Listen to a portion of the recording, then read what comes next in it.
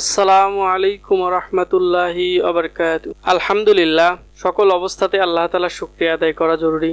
আজকে আমরা এসেছি আমাদের বাড়ির পাশে যে ঘাসের জমিটি আছে সেখানে। যদিও বেশ কয়েকদিন পরে আমি ঘাসের জমিতে এসেছি। এ পাশে যে ঘাসগুলো কাটা হয়েছে এই ঘাসগুলো মূলত আমার আব্বাই কেটেছে। আলহামদুলিল্লাহ, ঘাসগুলো অনেক বড় হয়ে গেছে।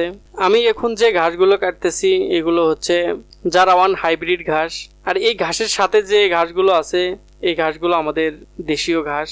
আমাদের জারাওয়ান হাইব্রিড ঘাস এত বড় হয়েছে তারপরেও কোনো ফুল আসে নাই, কিন্তু দেশীয় ঘাসগুলো অনেকটা ফুল চলে এসেছে।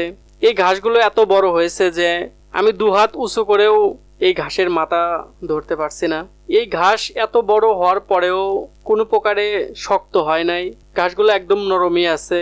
মিশিংয়ে কাটলে পারে ঘাসগুলো একদম ছোট ছোট হয়ে বের হয়, গরুর খেতে কোনো প্রকারের সমস্যা হয় না।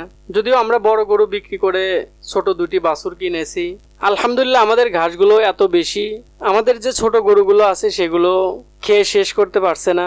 যদিও এই ঘাসগুলোর বাজারে চাহিদা কম, কারণ এলাকার মানুষ এই ঘাস সম্পর্কে খুব বেশি জানে না, এই ঘাসের পুষ্টিগুণ সম্পর্কে জানে না। তারা এই ঘাসগুলো দেখার পরে বলে যে এই ঘাস এত মোটা হয়েছে, এগুলো গরু খাবে না।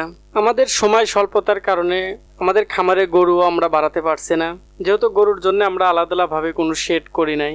আমাদের এই ঘাসগুলো এত দ্রুত বড় হওয়ার পিছনে যে কারণগুলো আছে সেটি হচ্ছে আমরা এই ঘাসগুলোতে পর্যাপ্ত পরিমাণে মুরগির লিটার দিয়েছিলাম, এজন্য এই ঘাসগুলো দ্রুত সময়ে এত বড় হয়েছে। আসলে মুরগির লিটারের পর্যাপ্ত পরিমাণ পুষ্টি থাকে, ঘাসে কোনো প্রকারের সার ব্যবহার করা লাগে না। আমার এর আগের ভিডিওগুলোতে আমি দেখাইছি যে ঘাসে কোনো প্রকারের সার ব্যবহার করা লাগে না, পর্যাপ্ত পরিমাণ ঘাস এমনিতেই হয় এই মুরগির লিটার ব্যবহার করলে। আপনাদের যাদের অল্প ঘাসের জমি আছে, প্রত্যেক বাড়িতেই কিছু কিছু অল্প অল্প হাঁস মুরগি থাকে, সেই ঘরগুলো যেদিন পরিষ্কার করেন সেই লিটারগুলো নিয়ে এই ঘাসের জমিতে দিবেন, দেখবেন আলহামদুলিল্লাহ পর্যাপ্ত পরিমাণ ফলন হয়েছে। আমাদের বাড়ির পাশেই ঘাসের জমিটি হওয়ার কারণে আমাদের প্রচুর সুযোগ সুবিধা হয়েছে। সকল ব্যস্ততার মাঝেও আমরা এখান থেকে অল্প সময়ে ঘাস নিয়ে যেতে পারি। আমরা ঘাসগুলো নিয়ে আসার পরে আমাদের মেশিন দিয়ে আমরা ঘাসগুলো কেটে দিই। অনেকেই বলেছেন যে একটি দুটি গরুর জন্য মেশিন ব্যবহার করে, এগুলো এক প্রকারের আগলা ফুটানি। আসলে যারা কাজ করে তারাই বুঝতে পারবে যে এই মেশিনগুলোর কতটুকু সুবিধা আছে। আমি যে ঘাসগুলো নিয়ে এসেছি এখানে এক বোঝা ঘাস আমি যদি হাতে কাটি সেক্ষেত্রে আমার আধা ঘন্টা থেকে 1 ঘন্টা সময় লাগবে।